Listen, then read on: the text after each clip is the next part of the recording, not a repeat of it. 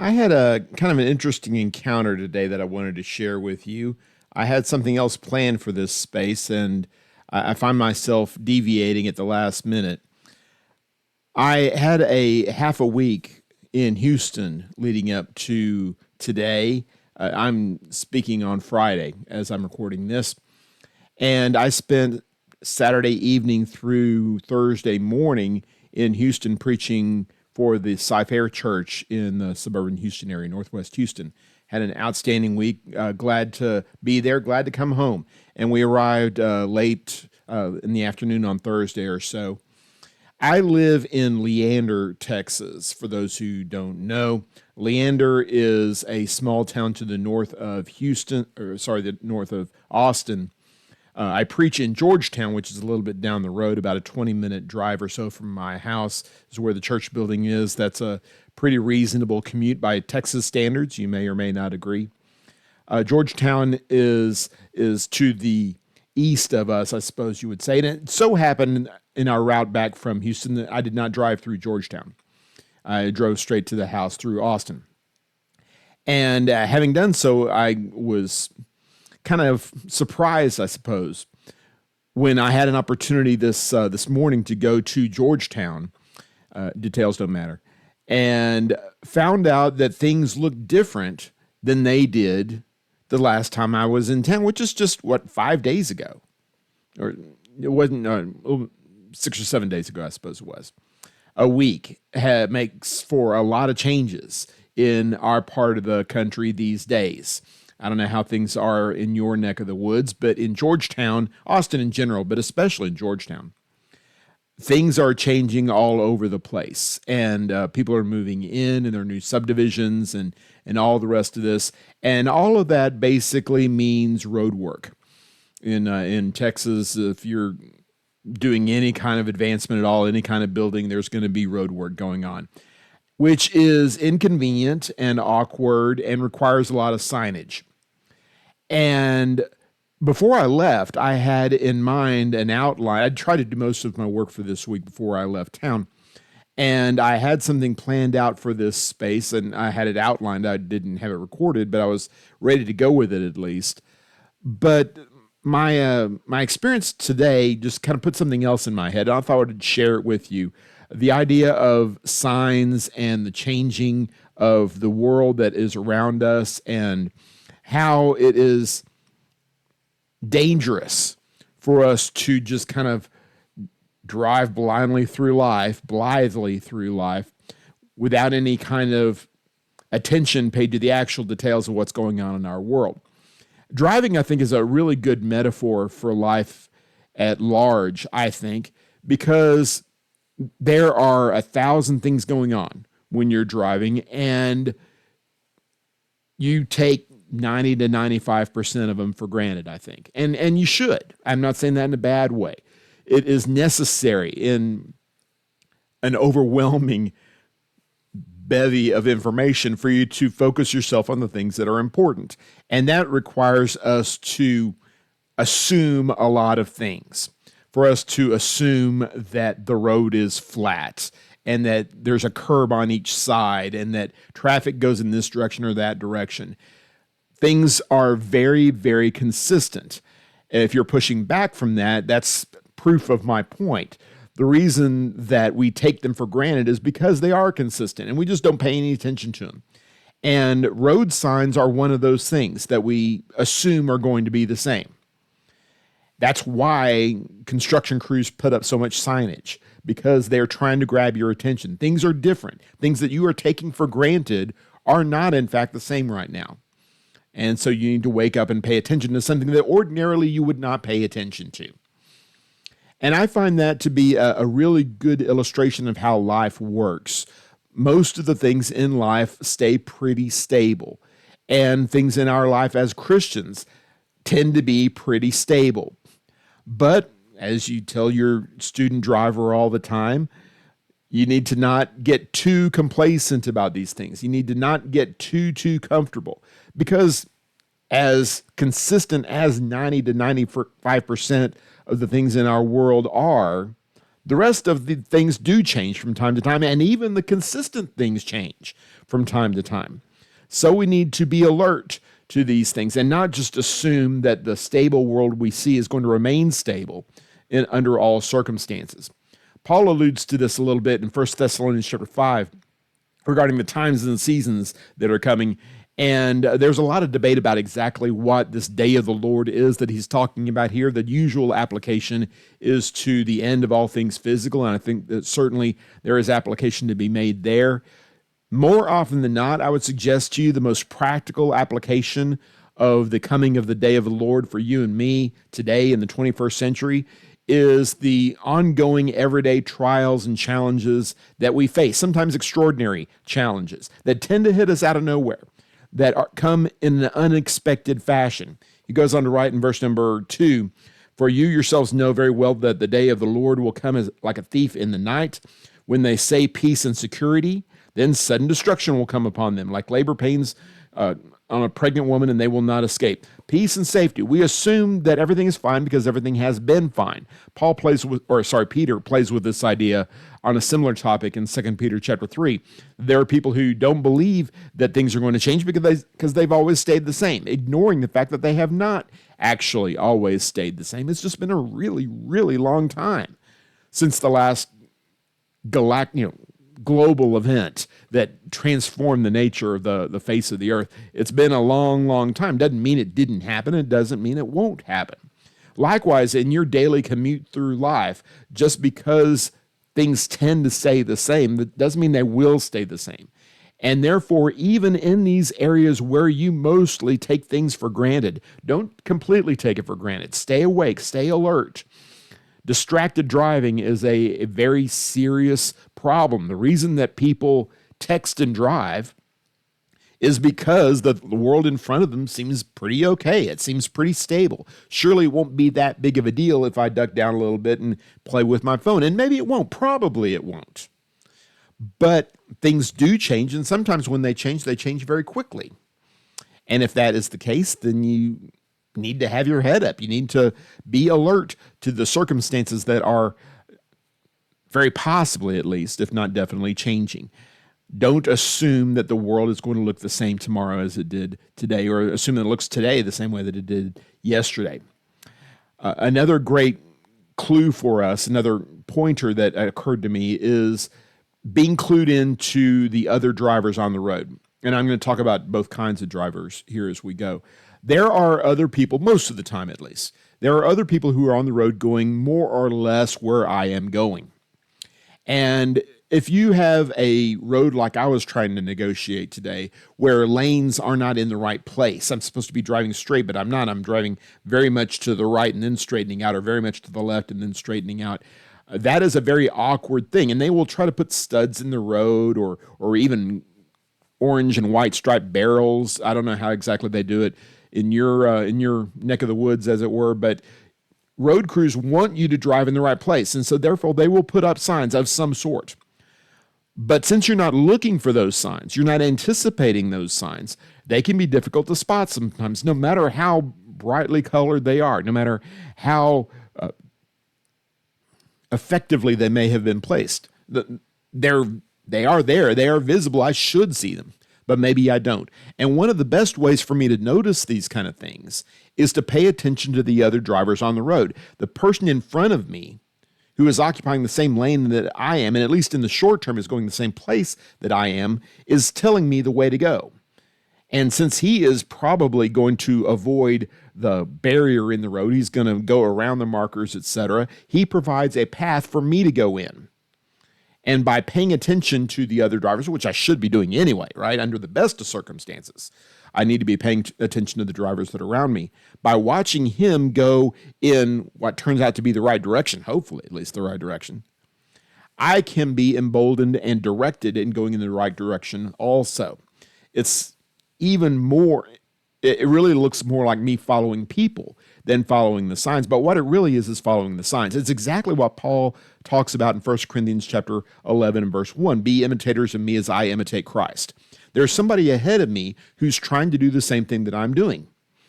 And by following after him, I am directed in how to do that myself. I'm not going to go too far wrong if I follow somebody who is doing what I'm trying to do. Now, there is a flaw in that logic that is implied, necessarily implied, I think, and you're probably ahead of me on this. What if he's not watching the signs? What if he is not paying attention? What if he goes off the road or into oncoming traffic or whatever? If I follow after him, then I'm just setting myself up for further failure. And that's absolutely true. And the same thing applies in spiritual zones as well. That's why Paul says, at least in this particular passage, follow me as I imitate Christ. And he could leave out that phrase. In fact, elsewhere, he does leave out that phrase. And it's a generally good idea for us to imitate Christians. I will accept that as an axiom. You ought to also. Generally speaking, following the flow of traffic is a good thing. There are exceptions to that. And you know as well as I do that sometimes the Christians that are in your life that you take for granted, that you assume are on the path of righteousness, they are walking in the light as Jesus Christ himself is in the light, to use the phrase from 1 John 1:7. They're not. They are going astray, unfortunately. I need to be alert to that. But it's always a good idea, at least in general terms, to be aware of the people who are doing what I'm doing and taking lead, taking direction, taking hints, warnings from these ones on the road, because we have an awful lot in common. And I need to respect that. Obviously, again, there are limitations to that. But the flip side of that is also true. We also need to be watching the people who are going the other way. And for obvious reasons. The roads, most of them anyway, go in two directions, and it very well may be that, and it was today for me, that the course of traffic, the normal course of traffic that the people heading in the other direction would follow would lead them right into my bumper and cause a great deal of anxiety for me on a Friday morning. I don't want that to happen. And so therefore I need to be alert to that. Under no circumstances is it a good idea for me to drive into incoming traffic. If I'm doing that, somebody's doing something wrong. Maybe it's me, maybe it's them, but in any case, I need to adjust. I need to make a correction in my life because there is coming a collision that I don't want, and they probably don't want either. In the same kind of way, there are people, some of them even Christians, of course, who are part of the problem instead of part of the solution. They are not going in the direction that I'm going. They're going in the opposite direction. And I need to be alert to that. I need to be paying attention to that. I need to see it coming as far away as I possibly can so that I can make a gentle and an effective correction before it gets too ugly, too uncomfortable for everybody involved. One of the passages that touches on this, is Romans chapter 16, verses 17 and 18. Paul writes here, "Now I urge you, brothers and sisters, to watch out for those who create divisions and obstacles, contrary to the teaching you've learned. Avoid them, because such people do not serve our Lord Christ, but their own appetites. They deceive the hearts of the unsuspecting with smooth talk and flattering words." I think he's talking here primarily about Christians who are going in the wrong direction, but the same thing could be said for anybody, really. There are people out there who, deliberately or not, are causing a problem for you. And they may or may not act in easily anticipated ways. If I'm living my life and it seems pretty obvious that I'm heading toward trouble, there is a force that is opposed to the things that I stand for, that is standing in the way and posing an obstacle, posing a difficulty, someone who is not respecting the laws of the road, someone who's not paying as much attention perhaps as I am, or just has their own agenda for whatever reason that interferes with mine. I need to respond to that. I need to be aware of that. And this is the case, again, under the best of circumstances. My mom always told us and Dad too, on the way out, there are a lot of idiots out there, and there are.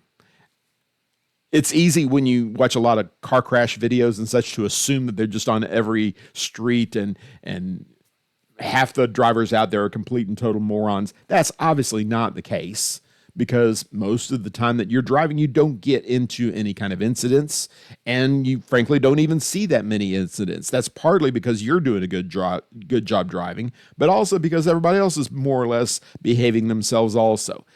That's a tremendous comfort. Otherwise, we'd all be walking here or there, and maybe that wouldn't be any better even. But anyway, Is it a comfort to us to get into some kind of altercation, to get into some trouble, and be able to effectively blame someone else? I don't see that that's a reasonable way to go. Wouldn't it be better to avoid the problem entirely? That's what being alert to your circumstances is going to help you do. Yes, absolutely. Stay in the road. Stay where you're supposed to be. Follow the signs. Watch for the signs. But also be aware that other people may or may not be watching the signs, and they may be running afoul of your plans for your day or your life. And because of that, you need to be making adjustments all the time. Always, of course, a good opportunity for you to be paying in a general sense, attention to things that even may not seem to be all that weird, all that unusual, as we've already mentioned. But if they do seem unusual, if it looks like trouble, it's looming dark clouds, etc., maybe it's time for you to put a poncho on or grab an umbrella or something like that. In any case, though, no matter what's going on in the world, however much may or may not be changing, always be ready to make an adjustment. Especially if the times look a little weird, a little unusual. You look around and things don't seem like they have been in the past. Something is changing. And if you're like me, change is usually assumed to be a bad thing. Well, maybe it is a bad thing. Maybe not, but maybe it's a bad thing. And when you see those signs, when you see those warnings going up, as it were, be prepared to make an adjustment in your life.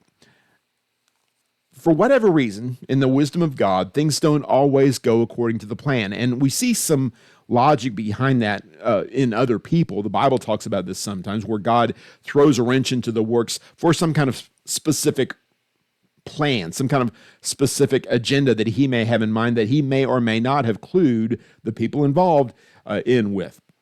Such was the case with the Apostle Paul, for instance. Paul had when he was known as Saul of Tarsus, he had a very clear agenda in his own mind about how things were going to go after he had, and before he had found Jesus, of course, but particularly for our purposes after.